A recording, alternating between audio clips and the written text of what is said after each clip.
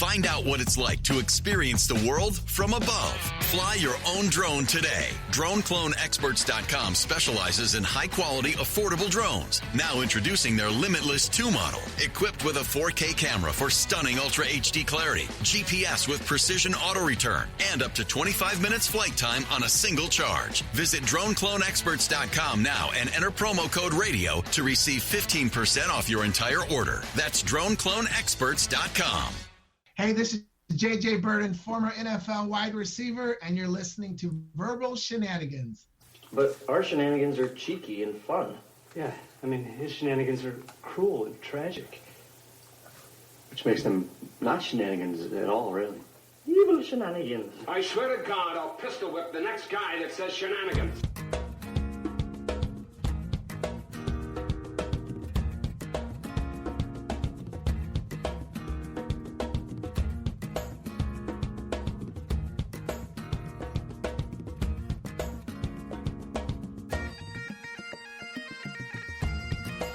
Hey everybody, welcome on back to the Verbal Shenanigans podcast. 321, Mike. Staring 400 in the face these days. You know, we're getting there. But I like it. It's a straight pattern, 3, 2, 1. So That's the next right. time I'll get excited is 3, 4, 5. I'm just going to phone it in for the next 20-some. That seems to be what you do. You do. Mm-hmm. Only on the big episodes you come out and then you phone it in for about 100, and then you step it up and then you phone it in for about another 100. Yeah, well, I mean, maybe I'll bring something for 333 because that's a cool number. But Right. I mean, all the other ones in between, they're just stupid numbers. You can't ramp it up for 300.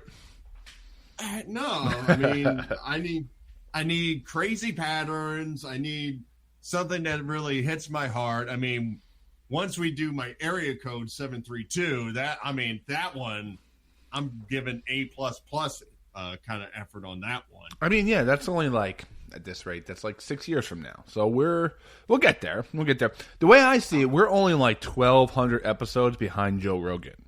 Only about 1,200. That's not that many.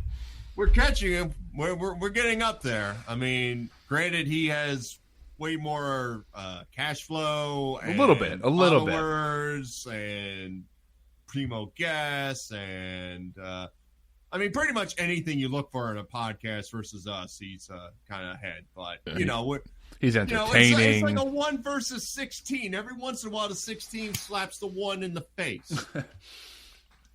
But anyway, everybody, welcome to or back to Verbal Shenanigans. I'm glad to be back. Always happy to be ripping it here on a Monday night with my good pal Mike. But if you're tuning in, we've been around for about six years or so, and we are what we like to call a radio style podcast. We don't do straight interviews. We also just don't talk with each other the whole time. We like to play games. We like to talk about life. We like to bring on an interesting guest every week, and this week is no different. Last week we had a really good week. I got a lot of great feedback from our interview with Byron Belasco, the creator of Kingdom. Got a lot of people checking it out, and that show is growing, and these groups on Facebook are growing. So it's pretty cool to see. And I've converted like 3 or 4 friends to watching the show, and they all love it. So fingers crossed, maybe season 4 miraculously happens somehow. Was there like a big ceremony, like a religious change or something? Did you have to like baptize them and then turn on your Netflix? Yeah. You know, like, I don't know if you were a Boy Scout, but remember Arrow of Light? You had to like cross the bridge and like you received your Arrow of Light. So yeah, that's what I did. I gave them like an MMA glove. You know, they crossed the bridge in my backyard. It was great. I am one with you. Oh, wait, can I borrow somebody's login for Netflix? I don't pay for that. Hello, I did the Arrow of Light. I really need to see the show now. Yeah, so, and then we had a really cool band by the name of the Black Moods, who have some really good songs, man. I really dig their sound. They got a sound for radio, that's for sure. I could see any of their songs kind of being picked up and used in like TV shows and whatnot. So we had a good week last week, and this week is no different. We'll probably be dialing it back as Labor Day approaches. Oh, I know, everybody's so sad. We'll probably be going to back to our Monday release as I get closer to baby time. And as, the summer kind of winds down, we've been really cranking out a lot of interviews, sometimes 3 a week. At one point, we were in the middle of the pandemic, it felt like we had 8 interviews sitting in the bag. We're starting to thin that out. We're starting to kind of, as things are clearing up with COVID here, people going back to work, things like that. I think we're going to be going back to once a week, which is great because you guys get an opportunity to catch up on all the other great stuff. So, yeah, the first part of the pandemic, March and April, we're anytime, anywhere, we're going to do a podcast. We're going to fill the time. We're not going to be bored. And around June, July, it's just what? How many we got this week? Mm-hmm. What? And we need to do banter for all of them too? Yeah. Yeah. But all I did was mop the floor this week. What am I going to do with that? Yeah, and I would say personally, it started to get almost overwhelming, which ones to edit, what to put with what, when to put them out, graphics to make, how to organize them in my head, and so we're not going away. We're just gonna go back to what we used to do, at least for a little while, and at least till baby Brennan is here and kind of settled in. So we're gonna try to, but we don't. That doesn't mean we don't have a lot of great guests. We have about 6 or 7 scheduled already, so we're not going anywhere. Mike, did you see the Batman trailer? Yeah, Looks good, man. Everything that I saw from what DC released, every single one, I'm whoa, that's a solid hit. It's pretty decent when they re-release a crappy movie and you say, "Hey, this new trailer looks great." Yeah, I didn't see that yet either. I was talking about the Robert Pattinson? Yeah, Pattinson one. Robert Pattinson. Yeah, I saw the Batman one that looked good. I saw the teaser for the next Suicide Squad, which looks kind of cool because my only concern, it can't be worse. I thought the first movie was such garbage, Suicide, and usually a superhero movie you can kind of, even if it's real bad, sometimes you're it's kind of formulaic and I can enjoy it. And that one was bad, man. Yeah, it was just one of those, well, they're going to come anyway kind of movies. It was so cluttered. I was so excited for that one, too. Yeah, I'm hoping James Gunn just keeps it rolling. He seems to understand how to mix like comedy and action and still give like a new plot. That's the key thing for me. Like if it's like the same formula, I mean, I'd be worried, but I think for what I hear, it's like a war movie and they're getting like some of the crazy obscure villains like Polka Dot Man, where it's like you're going into it like, what the hell could this guy be doing? But for what? It's almost entertaining. For Batman? For Suicide Squad. Oh, yeah. Like they're literally like they're kind of doing the same formula as Guardians of the Galaxy, where comic book people know Guardians of the Galaxy, Suicide Squad, but like they can go to like this 5th or 6th layer with like kind of characters where people are like, who? Right. But then try to make them lovable, because they even said like some of the people, like I think like Drax is technically not like, before the movies he wasn't like a big thing in Guardians of the Galaxy, nor was even like Lord Star. Stuff like that. I also think that whole like sticking so much to the comic book thing is so overrated, because there's a comic book audience, but it's kind of dwindling. Like there's people just want to see the character. Like we want the characters to be similar, but like you can tell a new story. Like all of them are new anyway. But I think they're learning stuff, because I mean, hell, the last 2 Spider-Man, we didn't start with, oh look, here's the spider that's going to bite Peter Parker. I wonder what happens. Yeah, so the Batman trailer. Now, I have always been like, I think we talked about this a couple weeks ago, because we were talking about Kingdom actually, and we were saying how like Nick Jonas MMA show. Your mind goes, okay, not watching that. Your first reaction, you're thinking, but we're talking about how these guys, I think it was we were talking about here, but these kind of guys are so talented. They've been acting. You got to remember, they take roles that are gigantic and lucrative for them. Like you think of Robert Pattinson, you think of Twilight and whatnot. Now, I have been totally fine with the Robert Pattinson pick. Like, I think Heath Ledger is the perfect lesson for all of us to learn. Don't judge, these guys are immensely talented, and there's a reason they get these roles. They don't just go in and be like, who's going to get the girl demographic?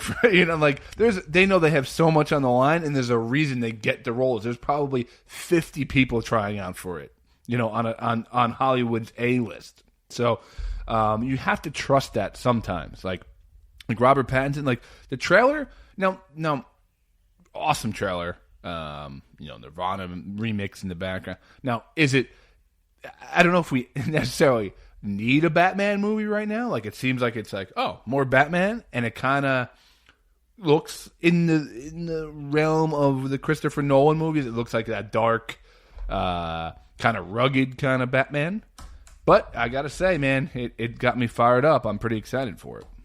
Well, I don't think it comes out to like November of 2021, so right. we can get like this little vibe and still be like, yeah, like 5 months from now, be like, ooh, when's that Batman coming out? Yeah, it's get the juices flowing on that. I think also what has changed now is with some of these actors, they go into when they're offered something, they literally go into it and ask them, how is this different from like everything else I've done? Right. Because I kind of feel like not even just looking at like superhero movies, but look at like Jim Carrey when he did the Riddler. He literally was just like Jim Carrey of Ace Ventura, exactly, with a question mark dancing around. Yeah. And who was Two-Face? Tommy Lee Jones. Tommy Lee Jones. Yeah, I mean, he was just Tommy Lee Jones being the bad guy, and he's got purple makeup on the other side. How can we forget Arnold Schwarzenegger as Mr. Freeze? All right, what's my character? He's 8,000 ice puns. What's my motivation? To say the next pun. He's too cold. That had to be the worst superhero movie of all time. I would rather watch Suicide Squad than that one. That has to be one of the worst, if not the top 3 worst. I mean, you'd think when he was reading it, he was like, seriously? Another one? Yeah, guys, I mean, are we going to talk about the fact that my wife is dead and I'm looking for a cure? No, you want to say Batman. Why are you acting so chilly towards me? Yeah. So the trailer looks really cool. The only thing I get worried about with things like that is cramming too many villains into one movie. So you already saw Catman. It's the new Batman. It's 2020. It's like the direct-to-DVD movie of this 2021 movie. That's like Kato Kaelin as Catman. Sometimes I can't talk. Catwoman, apparently the Penguin, and then apparently the Riddler. That's a lot to work in. I mean, the Batman movies have done it, and I get curious if they're consulting like any of the writers from the Christopher Nolan ones, because it does seem, I don't know, just from that trailer, obviously it's a minute and a half long, but it does seem like it's back to that kind of feeling. You there? Yeah, I'm here. Oh, okay. No. It looked like it froze there for a minute. I mean, I guess it depends. Like, I think with some of these movies, they have like tiny little nuggets here and there, as long as you're not saying, all right, I gotta go full force on all these characters in one movie, you should be fine. Sometimes they like to do the whole, let me just give you a little taste of this character and then he'll be the main one in the next one kind of deals. Yeah. Or, I mean, I guess the question is are they gonna panic and say, how are we gonna get the Joker in here? Because that's sometimes their thing. I mean, granted, no one did it perfectly. I mean, to be brutally honest, I think the second one's the only one I liked of the Nolans. Like, really, really loved. The other ones were, I liked all 3 of them. I enjoyed them. I'm okay with one, but I think they spent way too much time in the backstory before he finally put on the suit. And I think 3, it just seemed clustered to me. I mean, I like Bane, but half the time I'm like, what? What'd he say? What's his motivation? Imagine a whole podcast episode where you had to talk in Bane voice. But so I don't know. It got me thinking. You know how I was thinking about Robert Pattinson and how like people judge characters too much, and then there's some people that people automatically love, and they would love him to do anything. Like I was on the Kingdom message board, not to bring it back to that too much, but everyone loves the character of Jay, who I also said was probably the best character in the show. His acting is phenomenal. They're all like, I want to hang out with him. So it got me to thinking, Mike. I want to put you in an interesting scenario here. Okay. Let's say you were driving cross country. Okay. So you're going to drive from Georgia to California. Okay. All right. And you had to form your ultimate road trip team going across the country. Okay. Now your team is going to, like, you want to think of what would be good in a car ride. Like what guys would be cool to hang out with in a car ride. Gotcha. Now I broke it down like you're going to have a musician in the car. Okay. You're going to have an athlete in the car. You're going to have an actor in the car, and then anyone else of relevance. So there's 5 of you in the car. Okay, you're driving. The other 4 guys are kind of hanging out with you. Okay. So I kind of broke down mine. I figured maybe I'll put you on the spot here and think about who you would want to go cross country with. All right. So let me just write this down. So I need an actor, an athlete, a musician, and then anyone else. Other. Okay. All right, Mike. So I guess I'll kind of start. So we're driving. Now I'm thinking. Now these don't even have to be people you like. This might just be about the conversation you could have. Who's going to play the funny pranks on the trip down there. So I guess, Mike, we'll start with an athlete. Okay, it's always good to have an athlete, an athletic guy in your group. A guy who could really lighten the mood, or can have a competition. You pull up to a park. Maybe he's the guy that's ripping all the jokes, making fun of everybody. I chose no other than Shaquille O'Neal. I want Shaq in the front seat, man. I don't know. Every time I see videos of Shaq, like home videos, he seems like a really fun guy. Like he seems like he would make a road trip really.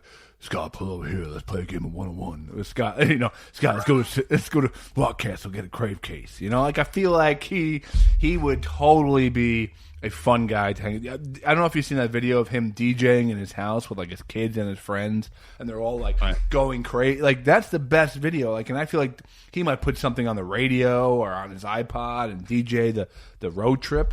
So I'm gonna take Shaq now. I know I probably need a big ass car. that's going to cut.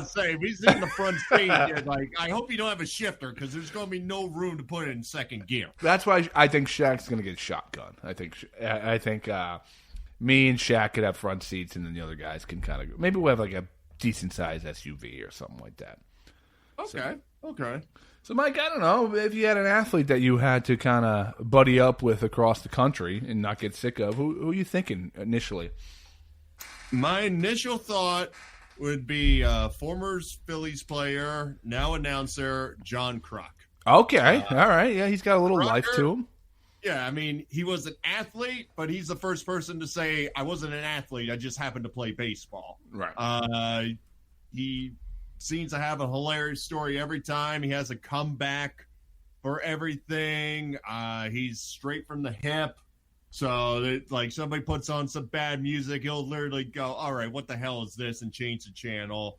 I think he'll have plenty of good stories. He's kind of got like a David Wells vibe to him. You know what I mean? Like, David Wells always seems like a fun guy in interviews and like, I was drunk and threw a no-hitter. Like, that seems like John Kruk. Yeah, like, if I remember, like, there was a game a while back where the Phillies were down by, like, nine runs in the ninth inning against the Dodgers, and they came back and won the game, and he hit like the big home run to tie it up. Then they interviewed him after the game. It's like, what was the biggest thing on your mind? He's like, well, I know room service ends at around midnight, and it was about 11:10, so I knew we had to get this game over with as quickly as possible. So, and I guess that's another thing. Like, if I see something like, ooh, I want a Arby's meat melon, he'd be totally like, let's get it. Like, there's just no, like, listen, I got to watch my carbs or anything of that crap. I think it'd be totally fun in my car ride. Yeah. That kind of reminds me, like, I had a honorable mention, like Keith Hernandez is kind of like that. He says, like, whatever he's thinking at the moment. That's what makes him a fun announcer. But I think me and Shaq would get along. I think we'd have a good time together. I think Shaq would be laid back enough for the ride. Yeah. All right. Let's go to a musician you'd want to ride around with for. Remember, it's a long road trip. Like, a musician can really get old pretty quickly. You might be too pompous. You don't want to bring the wrong musician. I went with a kind of maybe the most obvious of the couple guys I went with. I went with Dave Grohl. Kind of hard. I feel like me, Shaq, Dave Grohl, the conversation would be phenomenal. Like, Dave Grohl seems like he would actually enjoy a road trip. At least that's the image he puts out there. Yeah, I mean, as long as he doesn't have, like, a broken leg where you need, like, the super way back seat to put up his leg, I think he'd be totally fine with that. But I even if he had the broken leg, I can still see him, like, jamming in the back, like, getting the mood going for the ride. Probably has tons of stories, both Foo Fighters and Nirvana. Yeah. And he's pretty solid. Yeah, he seems like a pretty down-to-earth damn guy. So, and it seems like everyone loves him who, like, works with him. Who you taking on your trip? Like, on my first thought, like you said, like as names were coming in my head, like, first I was thinking like maybe Tom Morello. For the moment, he seems like pretty cool, but he is kind of like political. Yeah, he's a little preachy. Like, think about driving through like Missouri in the middle of the night, Kansas in the middle of the night, nothing going on. He's just like, hey man, what do you think about this whole mask debate? And you're like, Jesus, Tom, can we just stop at 7-Eleven without you bringing this up? Like, exactly. So he's not in my car. We might call him at like 2:00 in the afternoon. We have nothing to talk about, just a jolt of conversation. Then he goes political. We're going through. We might lose connection. I guess the one musician I can think of that'd probably be totally fun, and I don't have to worry about anything about who I am or anything like that. As weird as it sounds, I'm going to go Weird Al Yankovic. Oh, yeah. Weird Al, John Kruk. I think he'd be totally fun. Like, he'd probably pull out all his instruments, and I like it. Like, Crocker would probably get sarcastic with him, but it'll still be like hilarious as hell. Yeah. Like, I could totally dig that kind of vibe in that car. So Weird Al's coming to me with the California. I feel like Croc would be all wasted and be like, Weird Al, make a song about me, and be like, oh, okay, I don't give a crap. All right, so actor, mine's like loosely an actor. He's also a comedian, but I just think throwing Shaquille O'Neal, Dave Grohl, and then you need someone who's like not afraid to put someone in their place or say something weird, who needs a different type of sense of humor. Now, like Edward Norton's my favorite actor. He seems too cerebral. He would be terrible on the road. He'd be talking about, if I was the driver, I'd be doing this, and we'd be listening to that. I thought Christian Bale would be fun, but he'd be too angry. Like, someone might cut us off. He might kill somebody. You're going through the drive-through. They mess up the order. He'd be like, no, go back. Yeah. I told him I wanted extra barbecue sauce, and they didn't put it in there. Go back. So I thought bringing on someone like Norm Macdonald into the car with Shaq and Dave Grohl, I mean, there is 3 completely different personalities, but Norm, I feel like, he can communicate to basically anybody and make them like, I would love an interaction with Shaquille O'Neal and Norm Macdonald. I feel like, he'd be like, Shaq, hey, Norm, I don't think you're very funny. Well, Shaq, that's my Norm impression. But I just feel like Norm Macdonald, Dave Grohl, Shaq, that's a pretty entertaining car ride. A lot of things to pick on right there. A lot of things to really get at. And I feel like they're all guys that would kind of just sit back and enjoy the ride. Yeah, I could dig that. I could definitely dig those people in the car. All right, Burlow, you're picking up an actor at your next stop. Who are you taking with John Kruk and Weird Al? This is a tough one. This is a tough one here. I'm also putting you on the spot, so like you got no show prep for this one. So exactly. I feel this person. I've heard a lot of stories how he does a lot of pranks, and he's like an expert pranker.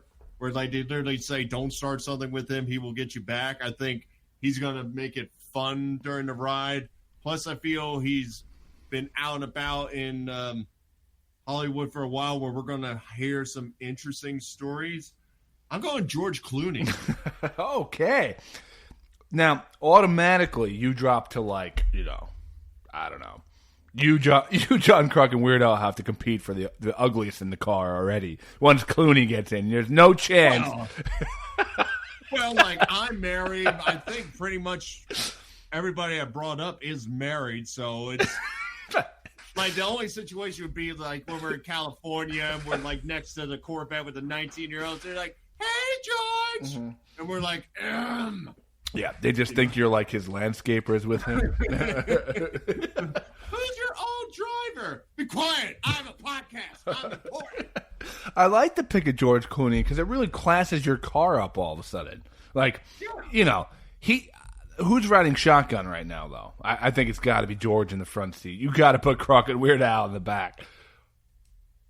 I mean, you got about, like, at first I figured Crocker just on, like, the funny one-liners, but I think, I think out of respect, I have to put George Clooney in the front. Just be like, I love you on the back, you're going to make this fun as hell, but this guy's the master, so. Plus, I guess also, like, if we're trying to, like, make up some time, we get pulled over, I think we're more likely to get out of a ticket with George Clooney staring over, what's the problem, officer, versus John Kruk, who's probably, like, bloated with like, a 5 out of 6 pack in him. Going, what the hell's going on? Yeah. You know? Yeah, plus, Clooney, male cop, female cop, gay, straight cop, he's still winning them over. I think he's so smooth. Absolutely. Yeah. Absolutely. Yeah, so I got Shaq in the front seat. There's really that's more of just a physical thing. There's no getting around that. But, all right, so someone of relevance, Mike, this could have been anybody. This could have been another actor, another musician, another athlete. Could have been one of our guests on the podcast. But I really want to spice it up for conversation-wise. Now, Shaq's going to talk about his championships. Dave Grohl's going to talk about some rock band he was in even before Nirvana. Norm Macdonald's just going to be sitting there just cracking jokes and being weird. So I wanted to bring someone who was a little bit more to the center, I should say, or someone who's done some great things, but it's a little bit more humble. I'm going to throw Jimmy Carter in the car. President. Yeah. Bring on Jimmy. Jimmy seems like he's kind of, he's a humanitarian now. He wasn't the best president, but he's kind of humble. People seem to like him.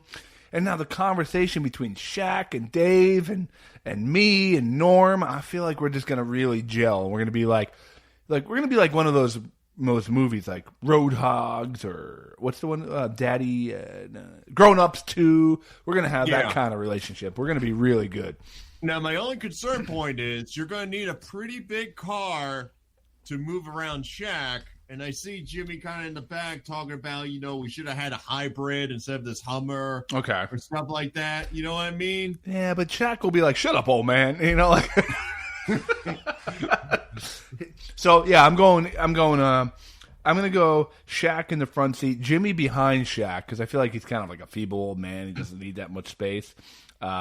Dave Grohl in the middle, because he can really – I feel like Dave's going to get along with everyone. If there was any tension in the group, I feel like Dave would break it. And then Norm right on the left side, right behind me, just cracking jokes. So I feel like if Shaq's being annoying, like Norm might tell me a joke, like, just to my ear. So he's just sitting right behind me. So that's my crew. Shaq, Dave Grohl, Norm Macdonald, and President Jimmy Carter. Now, this other is tough because, again, I've had no prep, and now basically the world is in front of me, and I have to pick one. The world is your oyster, man. I know. How do I make this interesting? Well, I'm just saying, you got a pretty white car right now. I do. That is true. Let me just say, there's probably not a lot of hip hop being played in this car right now.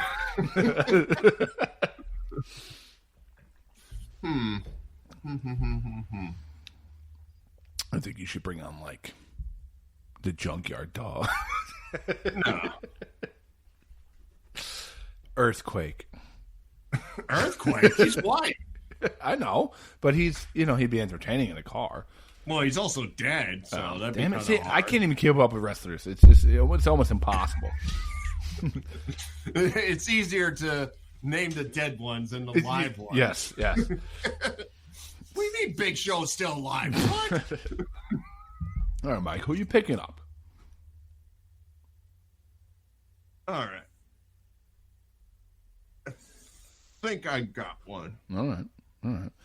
Listen, now don't force it to being racially sensitive. Now, I just pointed out that you had a white car. It's okay. You and your white car can hang out. Mm-hmm. But there's also no females in our group either. We could be called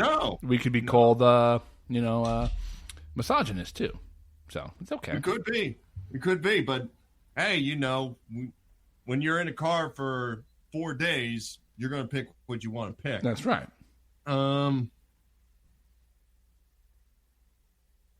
God dang, this is tough. Okay. I think I got it. Okay. And unfortunately, I didn't hit any other of the groups you were talking about. Oh, it's okay. It's okay. But just for my extra entertainment, I'm going to pick somebody I think I would really have a fun conversation with. I'm going with Charlie Day. I was just thinking you were going to say that. I was just about to be like, you should bring Charlie Day. That's amazing. Yeah. I agree, man. He was actually a guy I was considering when I was thinking about actors. I think Charlie would just get along with everyone. I think he would be the guy you'd have to worry about least. Like, I feel like we pull up to his house and we open the door and you're like, all right, you're in the middle seat with Weird Al and John Kruk. He won't blink an eye. He'd just be like, all right, this is life. And he would just roll with it. All right. Last thing before we bring on our guests here. What's your seating arrangement in the car? Yeah. So as we point out, if I get pulled over, I know my man Clooney will be suave and get us out the ticket. Oh, yeah. I think I'm going to have Charlie's kind of scrawny, so I don't want him in between where he's squished in there, so I'm going to put him behind me. Wow. I thought Charlie was going to be the middle because he's so small. I thought about it first, but I'm like, all right, if I got to do seating arrangements and I'm going to make my crew happy, I think I'm going to do that. Oh, man. You're not going to make him happy if you put big old Kruk in the middle. Well, that's the thing. I'm going to put Kruk on the other side because I got a feeling he might smoke some cigarettes down there. I don't know if John Kruk smokes, but I got a feeling he does, so I kind of want that smoke on the opposite side so I don't have to worry about it. So it puts my man Weird Al in the middle. All right. That's not a bad seating arrangement. I would go with the same exact thing. I just put Charlie in the middle because he seems like he's got a lot of room. But all right, so yeah. I'm riding around with Dave Grohl, Shaquille O'Neal, Norm Macdonald, and President Jimmy Carter. And Mike's rolling with John Kruk, Weird Al, George Clooney, and Charlie Day. That's a great road trip right there. Yeah. You know who was my backup for other? And this is going to shock you. Trump. Oh, because I think with no cameras Oh, around, he'd be great. Like old school Trump. Like where we're like, well, you're kind of nasty, but we love you. if I got that in the car, I think I would roll with that. That'd be great, man. Yeah. He'd be telling real inappropriate jokes the whole time. He'd be freaking saying crazy things. He'd be like, listen, let's pull up to Area 51. They're going to show my face. I'm going to show you guys some aliens. Before we get to California, I'm going to show you the aliens. Not only that, Kruk and Donald Trump getting together, I feel like they'd be like good friends. I feel like they'd be high-fiving over like over locker room talk. Oh man. Oh, that was fun. But our guest we're going to segue into is also very fun. Football season right around the corner, guys. Hopefully, it seems like it's going to be. And our next guest, he was a former football player, wide receiver he got drafted by the Browns, played for the Cardinals for a lot of his career. Kind of had a journeyman kind of career, played for about 9 years. He's now a motivational speaker, really good guy to talk to. We really enjoyed our time with him. So we are going to talk with JJ Birden on the show. Let's get him on the line right now. All right.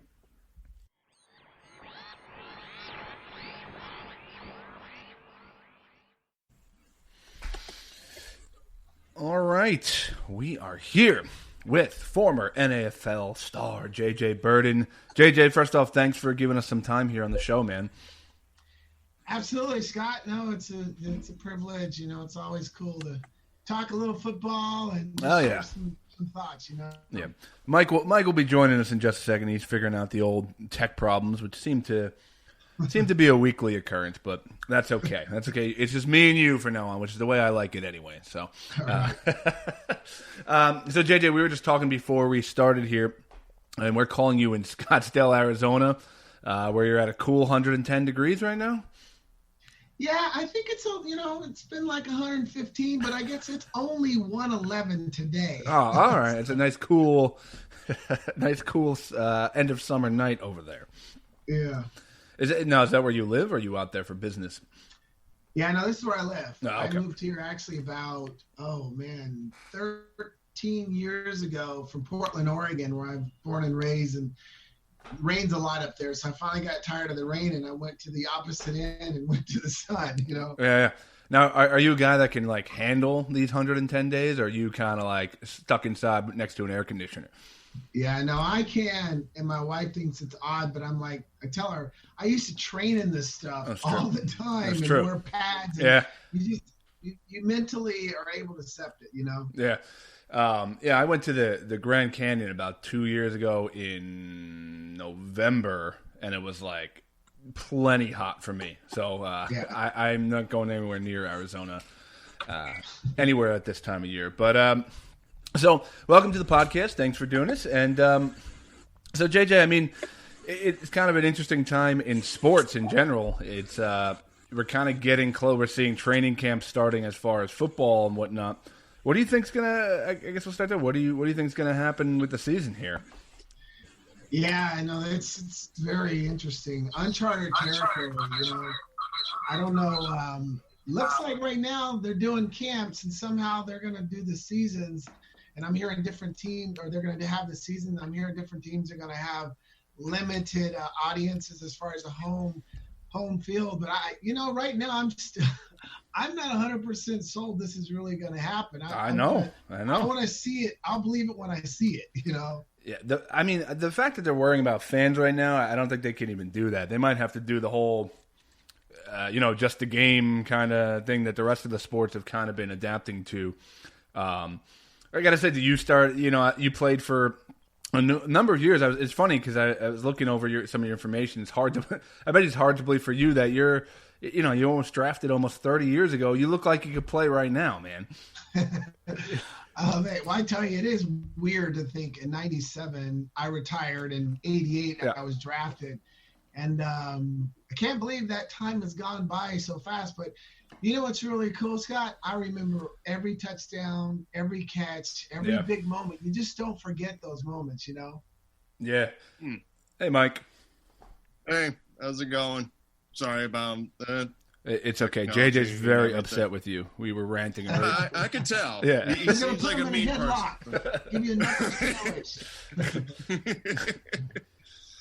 But it's kind of amazing, like, the round you were picked in doesn't even exist anymore. I mean, that just adds to the craziness of your story. I mean, just like reading up on you being 133 pounds in high school, like when you got to college, were your coaches like literally not even like caring about your skills and just harping on, you got to put on weight, you got to put on weight, you got to put on weight? Or That's a great question, and you're going to be surprised by my answer because I went to Oregon on a track scholarship. Oregon never recruited me in football. I didn't get any Division I letters at all my senior year at Lake Ridge when I was the number one wide receiver.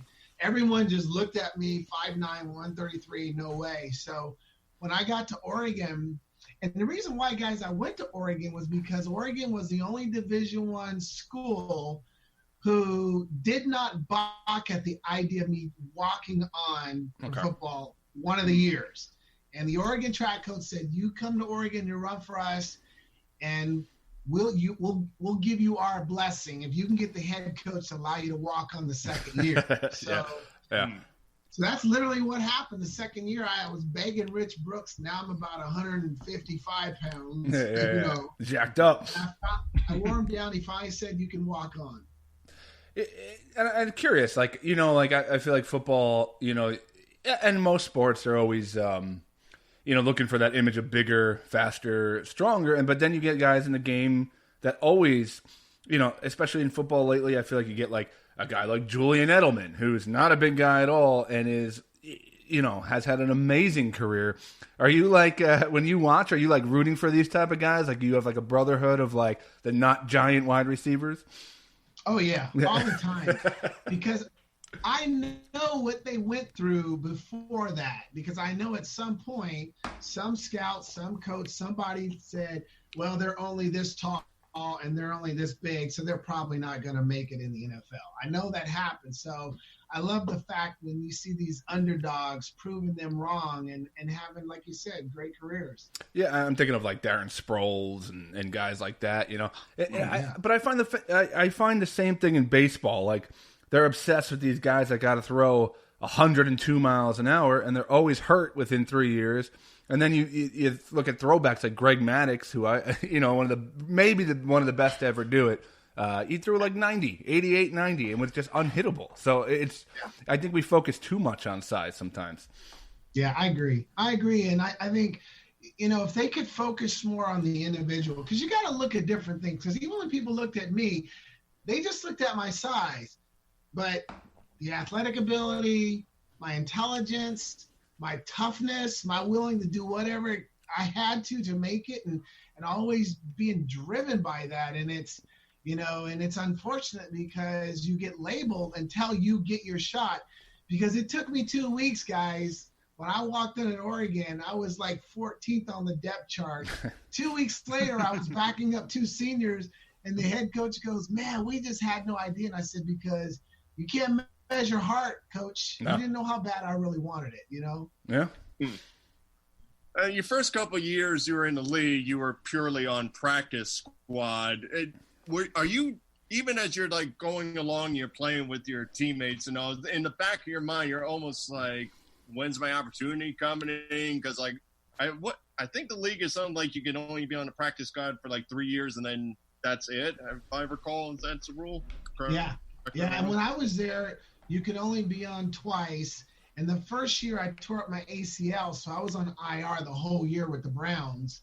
Okay. And then the next year I'm on practice squad with the Cowboys. And, they dangled the carrot and they said, we're going to play you at some point. Well, they didn't play me the whole year. Yeah. But what I did was this. I said, I'm on the team. I'm here every day. Let's get better every day in practice because at some point you're going to get your shot.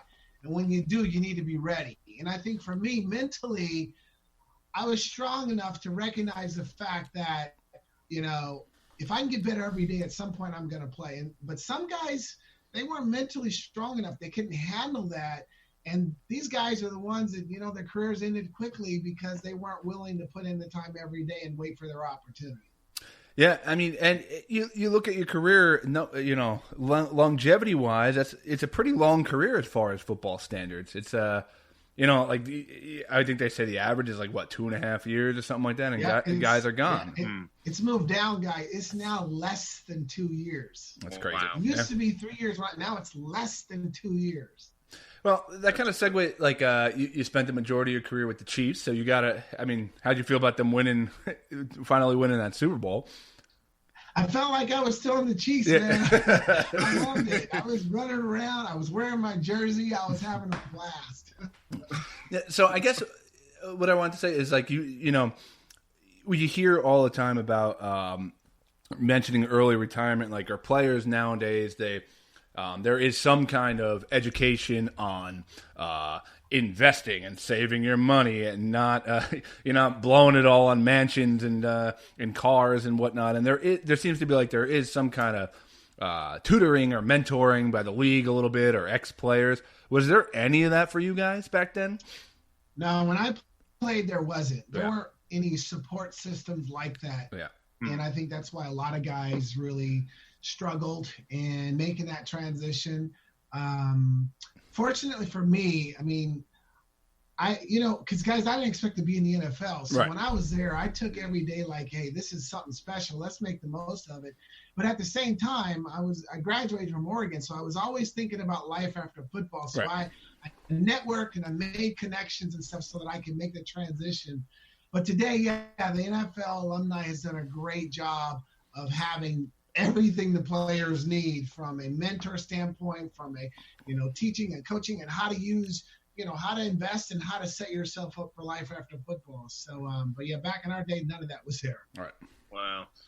Now, your last 2 years were down here where I live, down here in Georgia, in Atlanta. Out of curiosity, as you talked about, you had a plan for outside of football, but what was the go? Was it you say, I had enough, or was it couldn't catch on again, or just said injuries? And injuries. Yeah, good question. Well, see, my last year I hurt my knee after that last year with the Falcons, and as I was rehabbing and getting healthy, I said, you know what? I wasn't even supposed to play in the NFL, and I got to play 9 years. I mean, I'm credited for 9 years. Now I'm 55, and 9 years for retirement. That's great. And I thought, you know what? Let's stop while we can, while we're still relatively healthy. And I walked away. And I remember getting a couple of calls for some teams. I remember Seattle calling and Chicago calling, and I just made up my mind. I said, I'm done. You know, and it was nice to be able to do that because, as you guys know, a lot of guys, it's hard. Wasn't to end pretty, yeah. It's almost sad sometimes. You see guys go on a team for like 2 weeks, re-injure themselves, and they're like, "No, I'm coming back next year." And it's almost like you almost feel sad for them, even though they're great athletes. It's like, come on, man, you know it's time. Yeah, and I think for me, because I was always planning for the transition, the life after football, and I had options, so I was ready to move on, and accept the fact I got to play. Let's get out while we can, while we're still relatively healthy. Yeah, it takes a strong mental game to do that, to step away from the cameras, the glory, the just the uniqueness of being able to play professional sports. Only so many guys ever get to do that. So let's talk about that. You retire, and you said you do have some plan. Now I know eventually you got to what you're doing today, and we'll get to that in just a second. But when you call it quits, was there was the temptation there to get back in the field? Was it hard to shut the adrenaline switch off and kind of start to shift gears? Did you hang around football at all and get into the coaching side, or were you like, I'm out, I'm done? Well, initially, because I kind of went back and forth on, do I want to coach? Right. That's kind of normal for players. Do I want to coach? Mm-hmm. Because when I was in Kansas City, during the off season, I used to coach at the local high school, the track team. I was really? coaching the long jump. So I was coached during the off season. And even a couple times, guys, I was a substitute teacher in the off season. Nice. So I was really testing the water. I didn't know what I wanted to do. So when I retired, I coached at a high school, and then I held some camps and stuff. But I knew that if I really wanted to satisfy my coaching bug, I wanted to coach at the NFL level.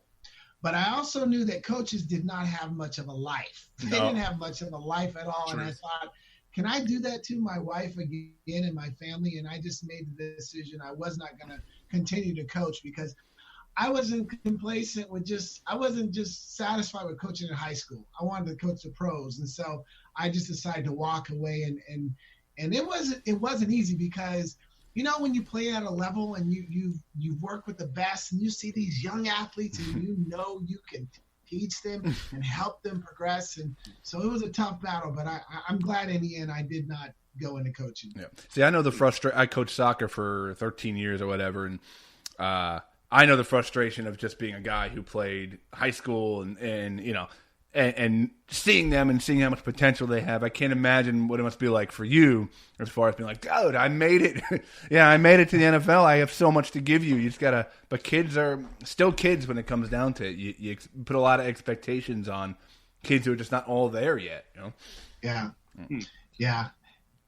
And you know, guys, it's changed a lot too. When I was coaching in high school, I remember how the coaches wanted the players to specialize. They wanted them to play one sport year round. And I was like, who does that? We didn't do that growing up. We did 2 or 3 sports. And so I would have these arguments with coaches. And then the parents, the pressure of the parents. And why am I'm like, man, I don't need this. Yeah, you guys are a little too serious. This is high school. This is not the NFL, you know. Yeah.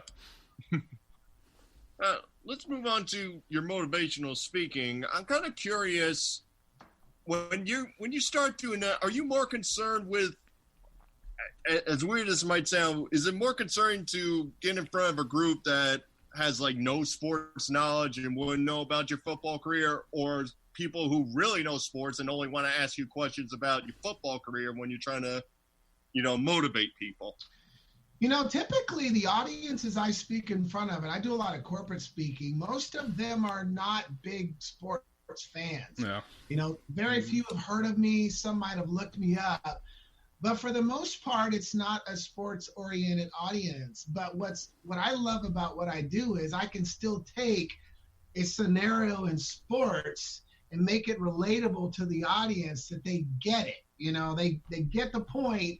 And then I give them an action step too. So that's what I love about speaking, because, you know, I've had so many oh my goodness, the journey to the NFL, the time that I spent there, a lot of lessons I learned, I can take those lessons and make them relatable so they can help the audience solve the problems that they're dealing with. But when I do have some of those audiences, like I just spoke for a group recently, and they were huge sports fans. I mean, they just want to know what it's like to play with Joe Montana, you know.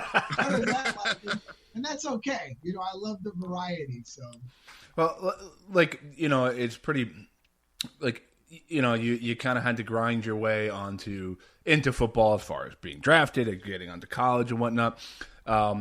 What about, like, as far as getting into the world of speaking? Like, how does that start for you? Just say, hey, I got a message to send. Can you grab me a couple people in an auditorium? Like, did you have to design, like, a program first? Like, where does someone, like, kind of even take baby steps into getting into that? Yeah, you know, Scott, that's a great question, because when I launched my speaking career, people just thought, oh, you know, you play in the NFL, you wrote a book, you play with Montana, everybody wants to hear you speak. When I launched my speaking career, I got 22 no's. This was me calling schools, calling businesses. They didn't care who I was. You played with who? I don't care. But see, that getting rejected like that was what I dealt with in my athletic career. Right. I was used to hearing no. I was used to being rejected. And every time I was rejected or cut, I worked harder. It made me hungrier.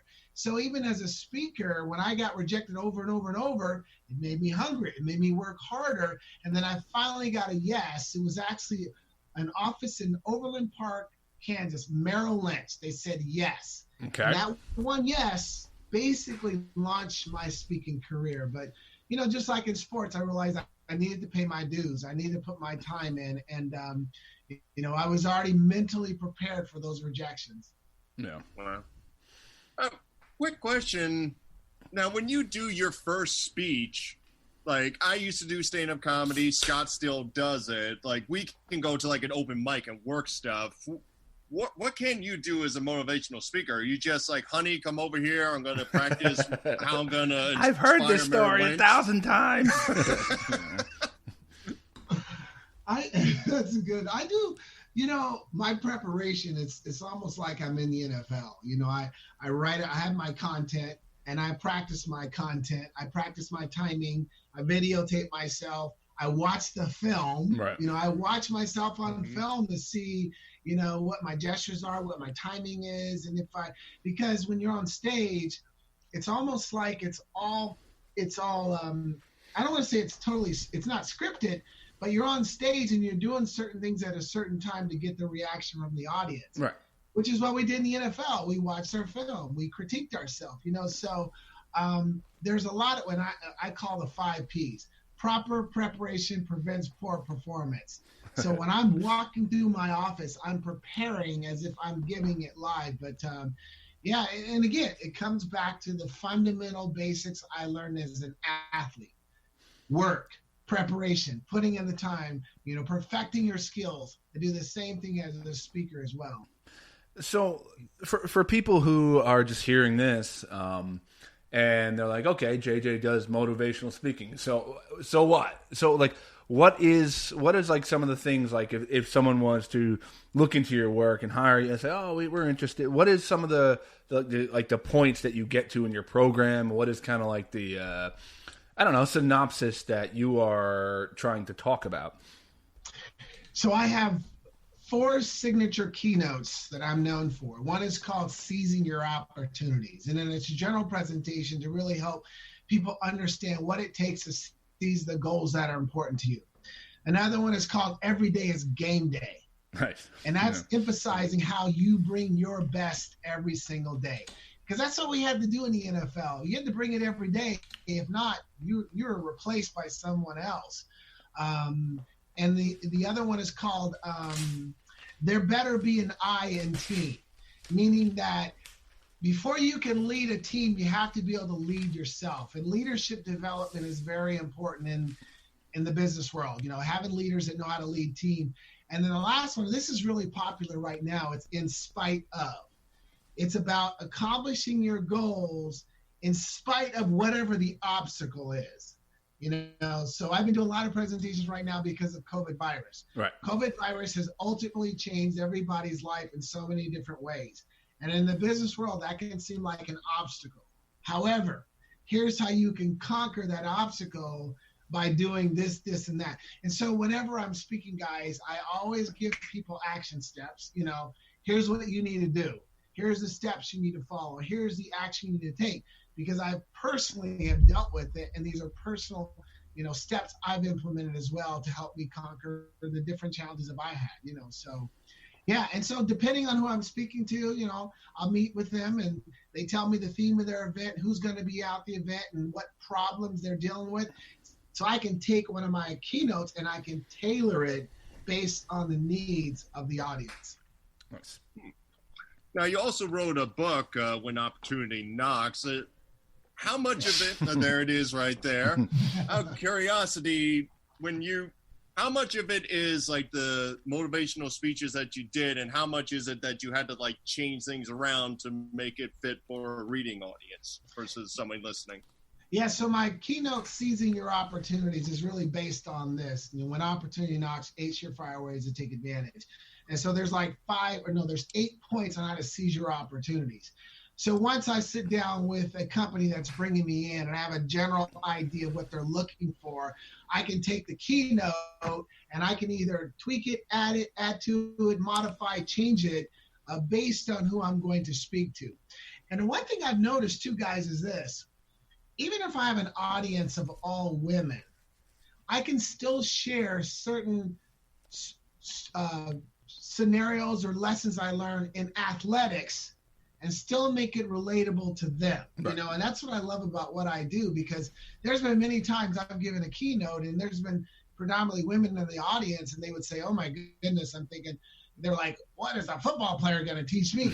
And afterwards they're like, oh my goodness, I had no idea that the points you could teach from being a football player could actually relate to me as a mom or in my job, So that's a skill, and it's taken me time to be able to develop that ability. But yeah, it's very satisfying, guys, though, when you're giving these presentations and people are responding, they can feel it. You know, they're shaking their head. They love the points, and afterwards they always share a point that they took away, and that's what I love, because I want to. If I can share one little point that might move them in some capacity, then I did my job. That's awesome. Like, so, like, you know, as you see the big picture now, probably more than you did as a young athlete, and assuming you still watch the game and connect to the game, is there an athlete in the NFL that you think is like, wow, like this guy's got the mindset that I am kind of preaching already? He's focused, and like, is there an athlete or two that you are really like, he hits my messages on all points as a young kid? Well, I think, how do you phrase this? The athlete I probably admire the most right now is Tyreek Hill. Okay.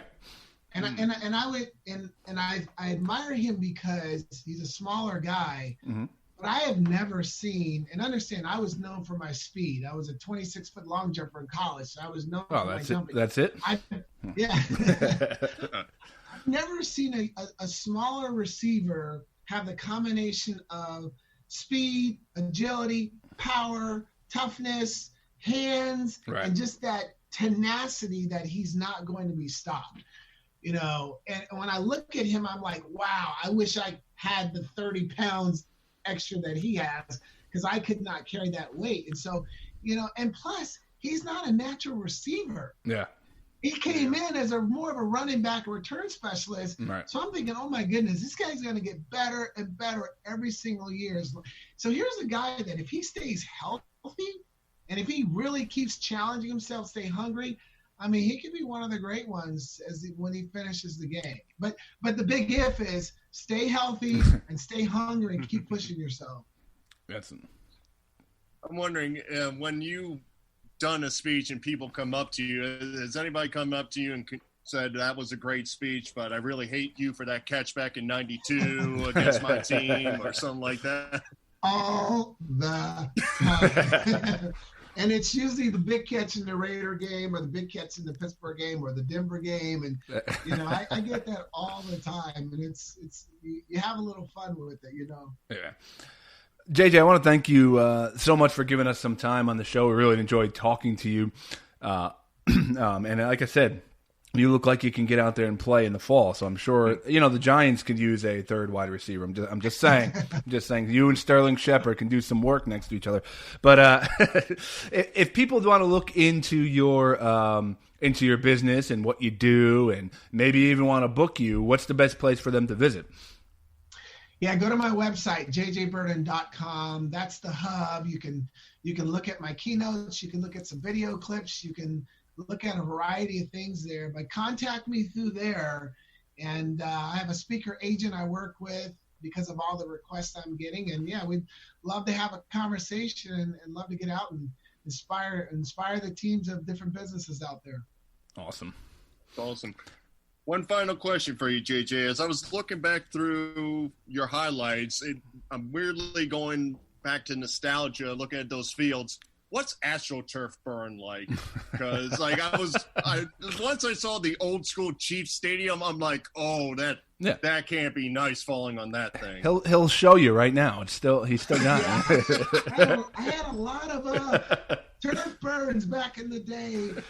I can't believe we used to play on that stuff. It was so hard, and if it was cold, it was even harder. And you had to just mentally, you know, just say, okay, there's not much you can do about it, so just go play your game. You're going to get slammed on the turf multiple times. You know? So, and I wish that, because when I left, then the field turf started coming in where the artificial grass is about that thick. And I wish I could have played on that surface, because that stuff's really nice.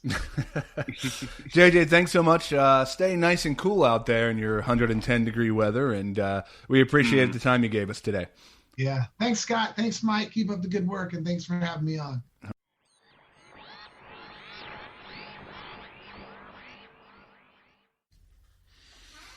Oh man, maybe JJ could join us in the car ride. He seems like a very positive guy. He might tell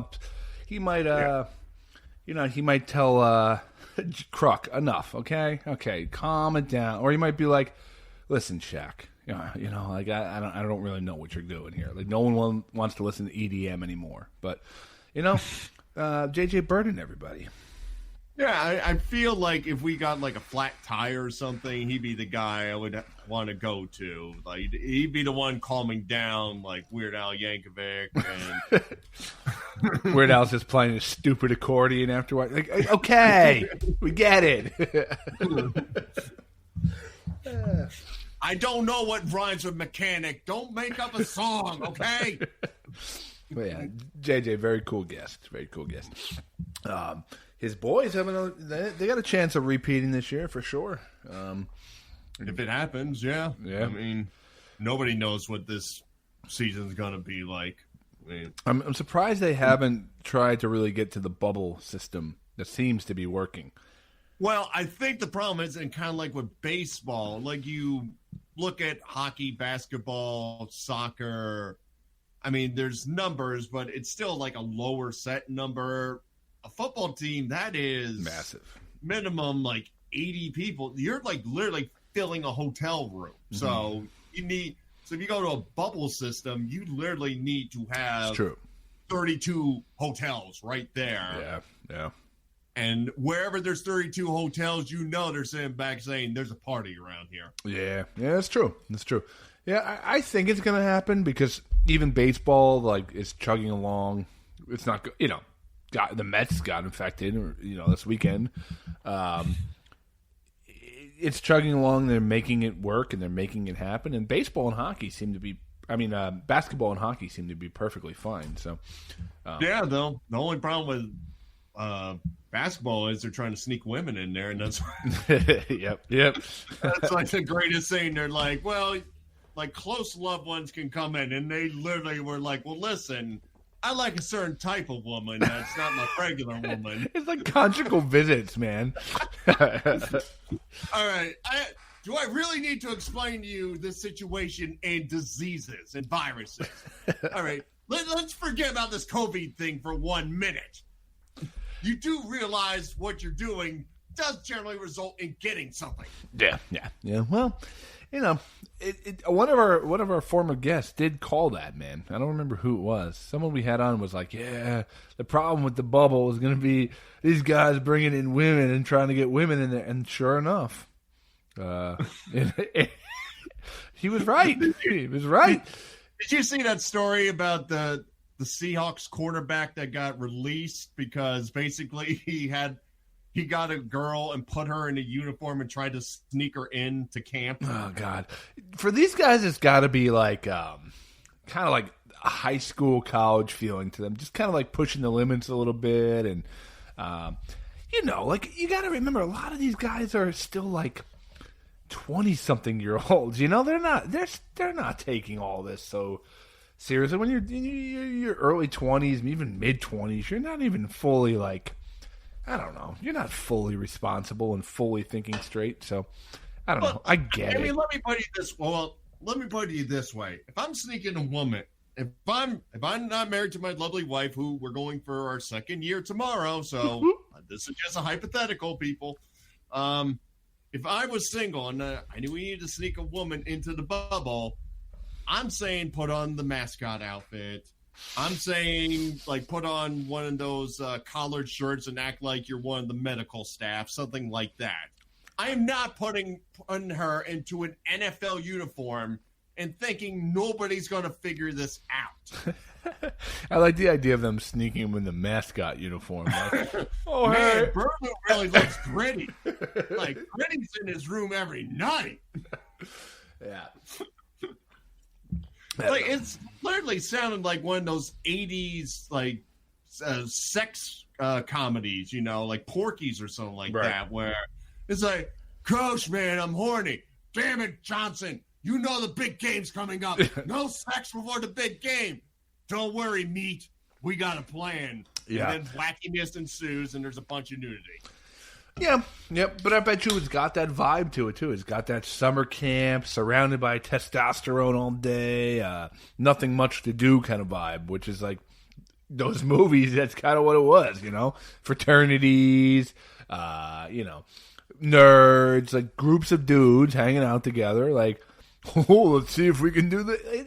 It's the same thing all the time. Change the '80s movies were basically take a group of people, change the plot a little bit, and just put out another one, put out another one, put out another one.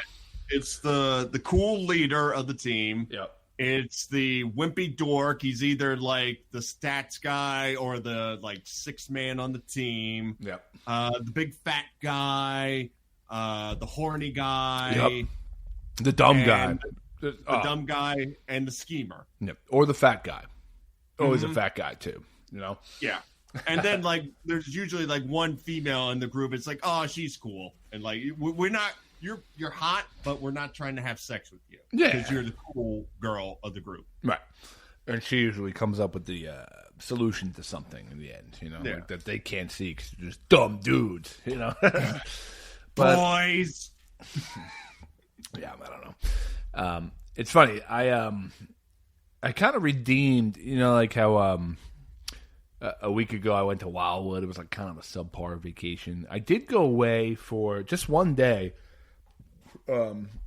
This weekend to Pennsylvania to a friend who had a cabin out there, and I was thinking just like a little cabin, like orphanage style beds, maybe like a kitchen, but it's like this really nice cabin out by I don't even know where it was, towards Scranton. It's pretty far out there. It was like a 3-hour drive, 2.5-hour drive.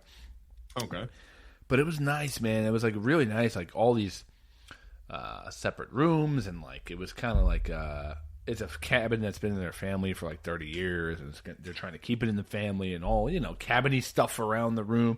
I even sent you a picture of, it was like a picture of bears dancing around. It was like all this old cabiny type garbage, I guess. And it was cool because, I don't know, man.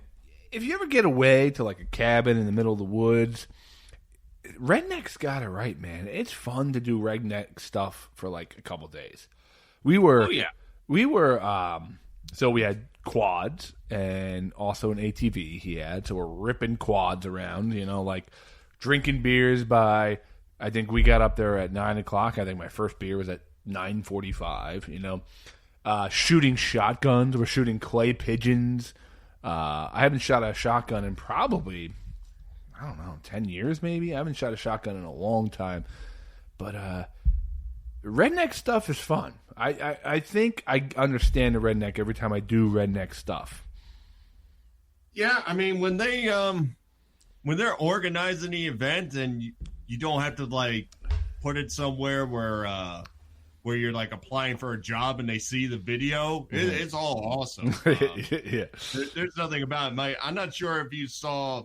It's a video being shared now, but somebody had a video where they had their son. They had some like plastic tubing, and they lit a firework, and then the rocket went out, and then I guess they had like a big pile of wood covered in like gasoline.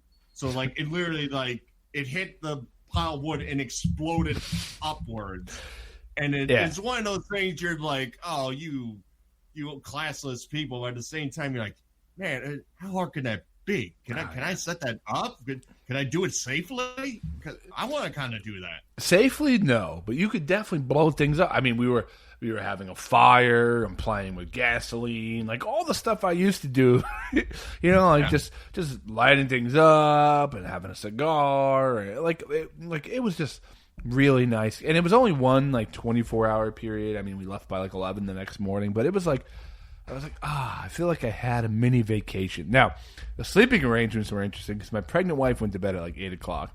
She'd take up, and it was like a full bed, and she already usually takes up most of the bed. Then my big old bulldog, half bulldog, takes up the other half of the bed, and there was like the bed was really short. So I tried to crawl into bed, and like my legs were like pressed against a footboard. So it was like a leg press machine. Like it was, and so I'm like, this is just not going to work. So eventually I got up in the middle and I just slept on like the couch. But it was weird. Our room had this like weird, like it had pictures of all the kids and everybody, but then it had like a Jesus picture staring at you, like right at the foot of the bed, and it wasn't like a friendly Jesus, Mike. It was like a very serious, stern Jesus. Like I don't know if I could hold judging Jesus. Yeah, like I don't know if I could hold. Like I'm showing you right now. I could put it on Instagram in a bit, but like a very judgy Jesus. Yeah, like you two better not kiss each other in bed. You know, like kind of Jesus. Yeah, he's stern. He's definitely like staring down, kind of like, "What are you doing?" Right. Like this is not like the fun-loving Jesus that's going to turn water into wine. This is the excuse me. Have you heard of the 12 Commandments? Yeah, 10 Commandments. Kind of Jesus. Yeah, I think you just added 2 commandments. But Mike, tell us about the 11th. Whatever. Tell us about the 11th and 12th commandment. You are a really religious guy. Number 11 was what again? 11th, thou shalt not redneck for over a weekend. Jesus said that, huh? Yeah, he listen. Remember, I mean, he dealt with this stuff like, you know, they were having a good old time, having like a big stockpile of fire, and then things got crazy, and you end up on a big pile of wood and all stuck up on there. And right, you know, he knew. He's like, listen, if we did it one night, we've been fine. You know, our brains would have compressed back to our usual, you know, business selves, and we would have been good right the following day. But no, we over redneck. So that's what happened. And what about the 12th commandment? Now, the 12th commandment? Yeah, the 12th commandment, Mike. Commandment after the 11th one. Yeah, you know the one. Is it thou shalt? I'm not stalling to tell you. But I was going to say thou shalt not ask questions. Thou shalt not ask questions to answer the question. Thou shalt actually talk to thy coworker prior to the podcast so he can prepare prior to said conversation. That's the 12th one. Oh, got it. Yeah. That's a weird commandment considering there was like, I don't know, no podcast. He knew what was coming. Yeah. He knew what was coming. He had connections. Now, Daddy's like, don't tell your friends, but this thing's coming around 1920, whatever. It's a few thousand years after, we take care of you. Now, the 10th Commandment movie, which is on, I think it's on Easter every year or Christmas every year. Yeah.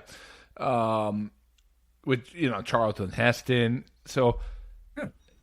Were those sequels? You should see the direct DVD sequels after that. Oh, they were direct. That's why I've never seen them. Yeah, the 11th and 12th ones are amazing. I mean, they don't really follow the plot of the 10 Commandments. Right. But, these directors are like, you know what? I have a vision. Let's go for it.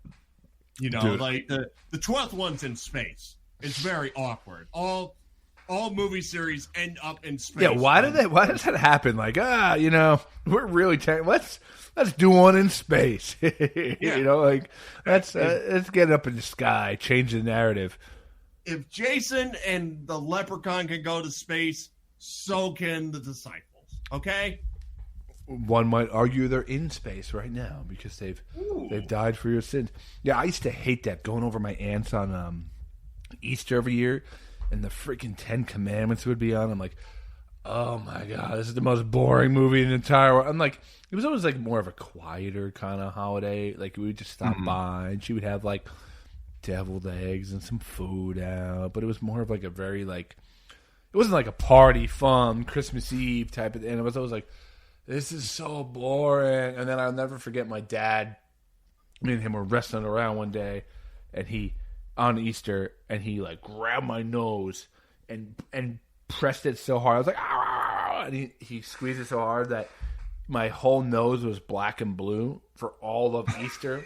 And I remember just being miserable in my aunt's house, curled up on the chair, trying to block my nose from everyone while the freaking 10 Commandments was on. And it was just the worst Easter you could possibly imagine.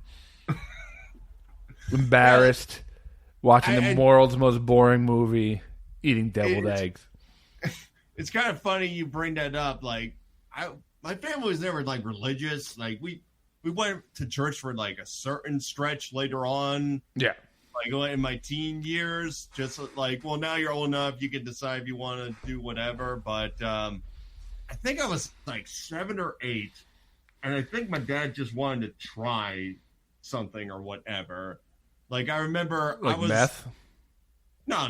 Oh, But I remember like I was downstairs, and he yelled downstairs to me, "Hey son, do you want to come up? We're watching the 10 Commandments." Oh God. And I believe my reply was, "No, Dad, I'm watching Garfield's Easter." And I remember he was getting like he didn't direct it to me, but like he was upstairs arguing with my mom. And like I remember hearing him upstairs going, "God damn it, he's watching Garfield Easter instead of the 10 Commandments." He definitely called you a bunch of names that you did not hear. So needless to say, no, it didn't stick. Now Garfield Easter, now that's a movie I Yeah, you know what? everybody. Screw that. I am also with you. That 10 Commandments, that like era of movies, I can't watch them. My brain just does not. Like, there's nothing entertaining about them. There's like the 10 Commandments. There's another one too that's like always on Easter. It's like a biblical movie. It's always on. It's like that. It's like just when they got color. I can't watch them. My brain just doesn't want to go anywhere near them, and I hate it. Have they put the Passion of the Christ out there on Easter? I don't. That might be too intense for Easter dinner. I mean, I don't know. I mean, like the hardcore Orthodox, I'm sure they're plenty down with that. They probably got it on the 24-hour loop, kind of like Christmas Story on TNT. Easter's a crappy holiday. Ugh. Like, I'm never like, oh boy, it's Easter this week. I'm always like, ugh, who's host? Like, someone's got to host it, and everyone's just kind of like, all right, we'll get together because it's Easter. Like. It's always like the weirdest holiday, like where like in New Jersey, like, well, for starters, nobody gets a day off from it. Like some people get Good Friday off. Yep. I never got Good Friday off. That's why I never knew when Easter was on. Yep. Like I remember I was doing a project and I had to like lay out dates. And then like after I laid out dates for my manager, I had to like go out to my guys and say, okay, we're doing this then. And like, a guy looked at me. He's like, that one Sunday is Easter Sunday, right? Yeah. I'm like, oh, God. And then, like, when I tried to go back and change it, like, my managers wouldn't allow me. It was, like, the most awkward thing. I'm like, are you really forcing us to work on Easter because I forgot about it? And listen, though, if there was one holiday, if they were like, Scott, you have to work one holiday a year, I'd probably pick Easter. I love July 4th. I love Thanksgiving. I love Christmas. I love Memorial Day. I love Labor Day. There's nothing about Easter that I'm like dying to be like, oh man, can't wait to celebrate. Zombie Jesus. Yeah, I'm not huge on Easter, but it was more, I felt bad like other people. Right, of course. Look forward to and all that stuff. I mean, luckily it was done 1, 2, 3 and everybody was happy and all that, but it was like an awkward moment. But I remember, I think I've told this story on the show before. Like my sister, she was with another guy at the time and all. Somebody we really didn't like in the family. But it's still when I was still in Jersey and my parents and my brother was down in Georgia. I really didn't have any family. So like my sister said, oh, come down to see us and we'll have Easter dinner together. I'm like, oh, that's great, So I was still living in Flanders. She was living in New Egypt. So that's 2.5 hours for people who don't live in the New Jersey area. And then they also had construction on the turnpike that week. So it took me about 3.5 hours to get down there. And my sister at the time was living with the guy in the place that he worked, which was basically like a timeshare kind of trailer park is the best way I can describe it. Yeah. It was like the weirdest concept. That'd be great if that's what it was called, too. The timeshare trailer park. It was, what was it, in Cedar? I forget the name of it. But in any case, so I go down there. I think I get there around like 9:30. I'm like, okay, my sister's not here. So I'll go out, do a couple quick things. I remember, like, I stopped off at, like, a grocery store and got her, like, a $8 plant or something like that. Something nice for Easter. You know, Mike's busting out when he goes to the $8 plants. You know, he's like, I'm not doing the $5 plants. No. Not even the $6.50 ones, but I'm going down the $8 plant aisle today. This one has a bud on it. So that was the best. I got something nice like an $8 plant. Yeah, but so I drove around for an hour, and I come back. She's still not there.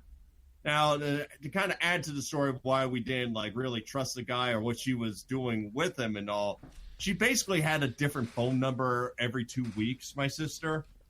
She basically was on burner phones. Like, I remember one time she says, well, I don't call as much because I don't want roaming charges. I'm like, this is 2006. Who has roaming charges right now? But I called like 6 of her numbers. She would not pick up.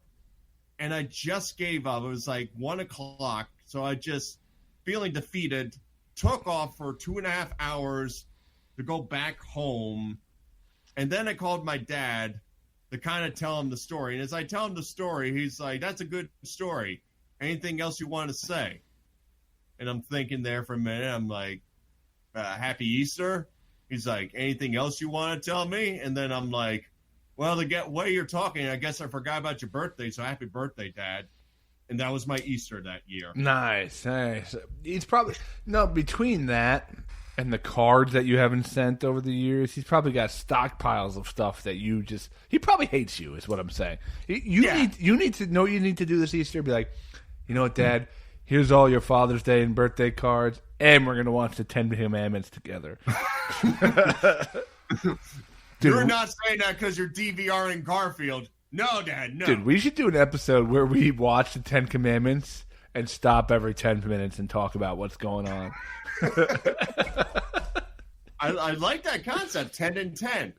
I like that. Yeah. I always, as a kid, I felt that movie was 400 minutes long, so I have no idea how long the runtime is. But welcome to year 4 of the 10 on 10 podcast. Oh, man. But, yeah, what are you going to do? I think this year, we've done Memorial Day. No, we haven't done more. We did President's Day special. We always do a Halloween and Christmas one. I think we should do the first ever Easter special this year. What? You mean next year? Yeah, Easter happened this year, right? Easter coming up. Yeah, the one in the fall, the spring. We've never done an Easter special on the podcast. Maybe we got to find Easter themed guests. Okay, I'll find the voice of Garfield for you. That would be amazing. Exactly. I mean, we had the Kool-Aid Man on, so we might as well have the voice of Garfield on. He's like, seriously, I did like 200 episodes of the show. No, we're just talking about the Easter episode, okay? You want to ask me anything else about my career? No. Tell us what you really like about the Easter. So why did Garfield paint his egg pink? I mean, he's orange and black. I figured he want a base color to match him. Well, anyway, guys, I don't even know how we got on Easter today, but tonight was a very fun episode. We got to talk about our car trips with Dave Grohl and Shaq and Norm Macdonald and Jimmy Carter and John Kruk and Weird Al and George Clooney and Charlie Day. And then we got to interview J.J. Birden. And that's kind of how this show goes, guys. We don't really we have ADD, so we don't really follow any strict format. And I hope you really enjoyed the show. Burlo, anything to promote before we get out of here? Well, I'm going to promote one of the networks we are on, the RTF Sports Network, because they have made some updates to their webpage with all the ongoing news and updates of the shows on the network. So why don't you all go on to rtfsportsnetwork.com and check out all the happenings going on, including us. That is rtfsportsnetwork.com. All right, and I actually have two promotions for this week. What? This is called show prep for once, Mike. No, I was walking towards a soccer field and I saw I think they were a volleyball team training high school volleyball team training, getting ready for the season and whatnot. And I heard a song on their Bluetooth speaker, and I'm like, huh, like I recognize that.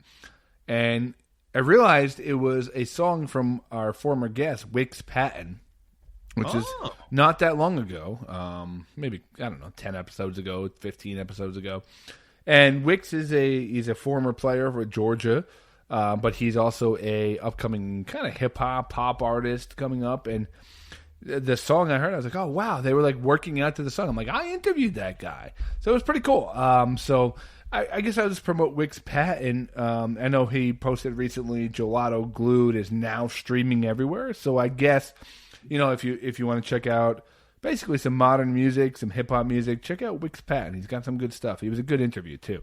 Yeah, we'll interrupt you to say he was episode 311. Yeah. And he also has a more recent single out called Why, which is also pretty good. So check that out, too. Oh, cool. Yeah, so, so 311 that was only 9 episodes ago.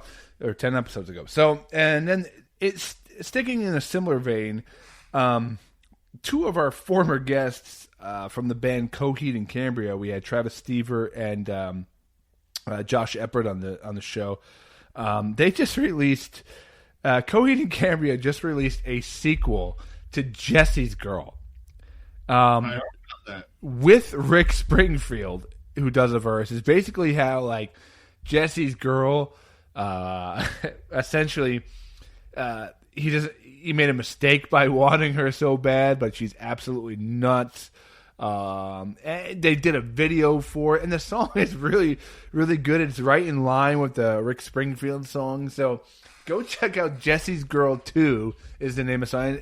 Very cool quarantine content, put it that way. It's like fun, it's creative, and it was really cool. So go check out Coheed and Cambria's Jesse's Girl 2. So other than Jesse's that, Girl in space. Yeah, pretty much. So it is really cool. It's fun though. Other than that, guys, check us out on all social media platforms. You can find us, just type in Verbal Shenanigans. We're on a whole bunch of internet radio shows. We're on iTunes, Stitcher, basically every podcast platform you can find us. Best thing you can do is share our podcast with your friends, or share it with your social media friends and be like, hey, this was really good. And that's it. Life is funny. Laugh at it. Keep the wind at your back. Live to all 12 commandments.